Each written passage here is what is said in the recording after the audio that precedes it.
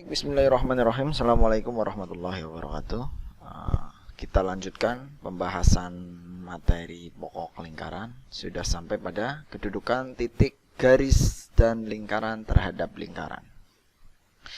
Yang pertama adalah kedudukan titik terhadap lingkaran. Kemudian nanti dilanjutkan kedudukan garis terhadap lingkaran. Selanjutnya kedudukan dua buah lingkaran. Yang pertama, kedudukan titik terhadap lingkaran. Ada tiga kemungkinan kedudukan titik terhadap lingkaran. Ada yang pertama, titik di dalam lingkaran. Titik A ini ada di dalam lingkaran karena dia di dalam ya, di dalam lingkaran tersebut. Sedangkan ada kemungkinan titik itu ada di pada lingkaran. Ini pada lingkaran ini. Kalau di garis tepi lingkarannya itu namanya pada lingkaran. Sedangkan kalau titik yang ada di luar adalah titik yang ada di yang di luar lingkaran, seperti itu. Jadi nanti adalah titik-titik tersebut kita identifikasi apakah ada di dalam atau pada lingkaran atau di luar lingkaran. Jadi pembahasan kita berkisar pada tiga kemungkinan titik tersebut. Selanjutnya adalah titik terletak di dalam lingkaran. Titik terletak di dalam lingkaran tersebut, jika titiknya adalah X1, Y1, maka terletak di dalam lingkaran jika titik tersebut dijumlah, dikuadratkan terus dijumlah, ternyata lebih kecil dari jari-jarinya. Itu titik tersebut dipastikan ada di dalam lingkaran pada saat lingkarannya berpusat di 0,0. Jadi kalau titik pusatnya 0,0 ternyata titiknya kita kuadratkan terus dijumlah, hasilnya lebih kecil dari jari-jari, maka bisa dipastikan bahwa titik itu ada di dalam lingkaran. Jika titik X1, Y1 terletak pada lingkaran, untuk persamaan lingkaran yang berpusat di A, B, maka tinggal titik untuk absisnya atau X-nya, titik yang menempati X-nya dikurangi dengan pusatnya, pusat yang A, pusat yang ada di depan, ditambah dengan ordinatnya atau Y-nya dikurangi dengan pusat yang B. Kalau sekiranya ternyata dia lebih kecil dari jari-jarinya, berarti kemungkinan besar bisa dipastikan, bukan kemungkinan lagi ya, bisa dipastikan bahwa titik tersebut ada di dalam lingkaran. Jadi kalau persamaan lingkarannya ternyata titik pusat 0,0, kalian pakai yang ini langsung. Kalau titik pusatnya A, B, kalian identifikasinya pakai ini.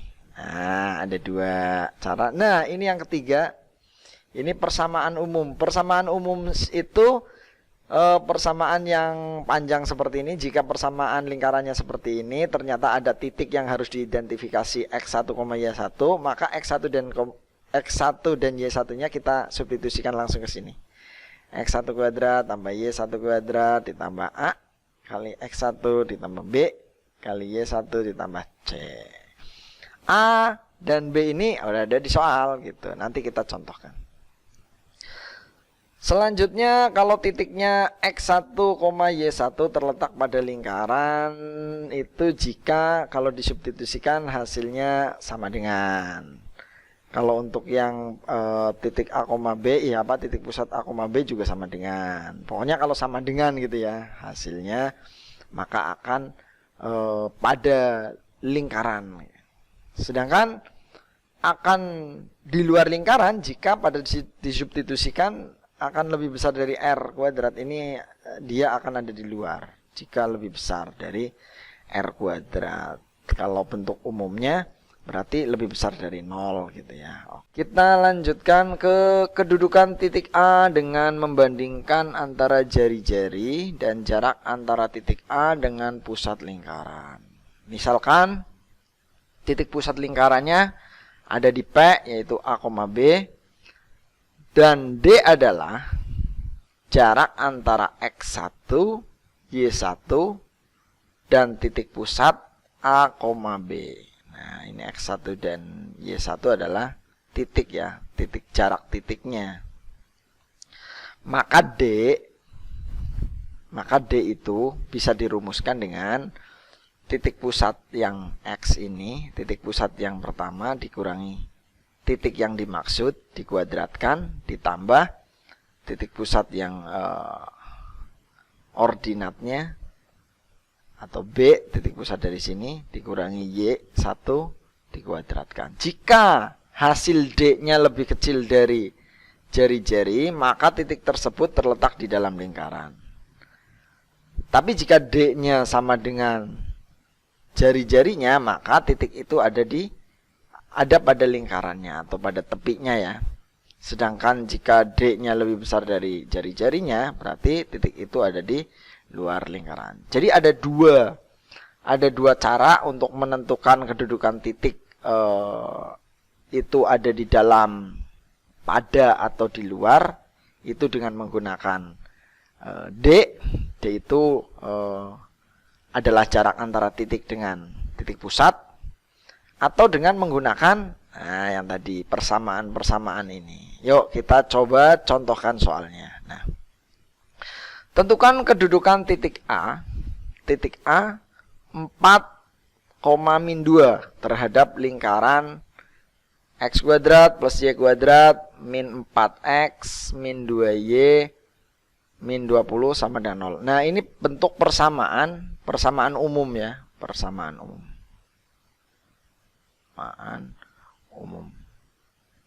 Nah, kalau persamaan umum boleh pakai cara yang pertama, misalnya cara 1.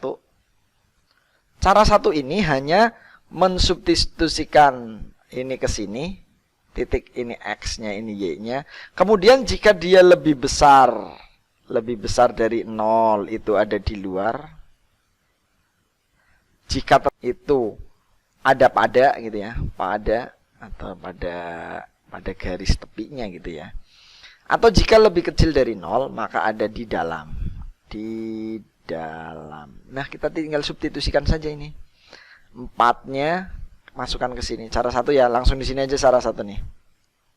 Jadi, cara 1 kita masukkan, substitusikan 4 kuadrat ditambah min 2 kuadrat dikurangi 4 kali 4 dikurangi 2 kali min 2, ini min 2 dikurangi 20. Apakah sama dengan 0 gitu ya. Nah, ini saya tutupin. Lebih besar atau lebih kecil atau sama dengan gitu ya. Oke. Jadi 16 ditambah 4, ini 4 ya, dikurangi 4 kali 4, 16 ditambah 4, betul, dikurangi 20. Oke, 4 kuadrat 16 min 2 kuadrat 4 min 4 atau 4 kali 4 16 tapi pengurangan min 2 atau pengurangan atau 2 kali min 2 min 4 karena pengurangan jadi positif 4. Nah, min 20. Coba 16 kurangi 16 hilang. 4 tambah 4 8. 8 dikurangi 20 titik-titik 0. Berapakah? Nah, ini berarti min 12. Min 12 itu lebih kecil dari 0. Kalau lebih kecil dari 0, maka titik tersebut ada di dalam lingkaran. Itu cara yang pertama. Kalau cara yang kedua, kita mengacu pakai D. Nah, lihat di sini. D adalah jarak antara titik X1, Y1 dengan titik pusatnya. Nah, kita cari dulu titik pusatnya nih. Titik pusatnya. Berarti X1-nya sama dengan 4, X2-nya sama dengan min 2. Nah, kita cari dulu.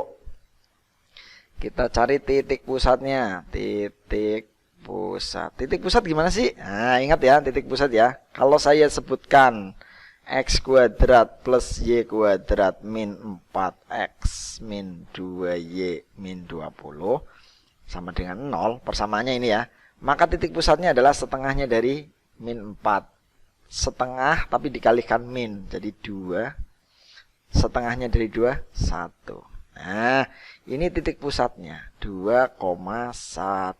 Oke, titik pusat sudah ketemu, tinggal dimasukkan ke D. D-nya sama dengan akar A dikurangi X1 kuadrat ditambah B dikurangi Y1 kuadrat. A-nya mana? A-nya titik pusat. A-nya titik pusat. Kita lihat. Sama dengan A-nya. Mana A-nya? A-nya 2. 2 dikurangi X1-nya 4. 2 dikurangi 4. Kemudian kita kuadratkan. Ditambah B-nya 1 dikurangi Y1-nya min 2. Berarti ditambah ya jadinya ya. Min 2. Kita kuadratkan juga. Maka hasilnya adalah 2 dikurangi 4. Berarti min 2 kuadrat. Ditambah 1 dikurangi. Ini 1 dikurangi min 2. Oh ini kayak gini. Min 2 jadi plus ya. 3. 3 kuadrat 9. Ini tulis dulu 3 kuadrat. Maka sama dengan 4 ditambah 9. Jadi 3 akar 13. Nah ini D-nya. Kita cari selanjutnya adalah, kalau kita pakai D maka kita harus tahu jari-jarinya. Kenapa jari-jari? Ya karena kita harus di sini tadi disebutkan bahwa jari-jarinya itu akan mempengaruhi nilainya. Nah yuk. Oke, R sama dengan jari-jari sama dengan setengah dari A kuadrat ditambah setengah dari B kuadrat dikurangi C. Ini seperti ini rumusnya ya. Setengah dari A, A-nya tadi ini A ini ya, berarti 2 kuadrat. 2 kuadrat ditambah 1 kuadrat dikurangi min 20. Nah, ini dari mana nih? Ya udah A aja gini lah. Nih ngambil ini 2 dan 1 gitu aja lah. Ini 2 dari sini, 1 dari sini gitu ya. Nah, ini setengah A, ini setengah dari min 4, min 2 gitu ya. Ini pakai setengah nih. Nah, kayak ginilah, biarin nggak apa-apa, sama aja. Jadi jari-jarinya adalah 4 tambah 1 5, 5 tambah ini jadinya tambah ya. Nah, ini kan min ketemu min 20. Oh, berarti akar 25. Berapa akar 25? Akar 25 adalah 5. Jika D-nya lebih kecil dari 5. Ini akar 25. Ini akar 3. Ini kok ini lebih kecil dari ini, lebih kecil dari R ya. Maka di dalam. Kalau di sini pakainya akar, berarti kita ininya pakai akar aja, akar 25 biarin, walaupun nilainya jari-jarinya 5, tapi untuk mengidentifikasi lebih besaran yang mana nih antara 5 dan akar 13, kalau bingung ya ini pakai akar aja. Oh ini akar 25, ini akar 13, berarti lebih besar akar 25, berarti D-nya lebih kecil dari jari-jari. Kalau lebih kecil apa? Ininya statusnya ada di dalam lingkaran. Oke, terima kasih. Assalamualaikum warahmatullahi wabarakatuh.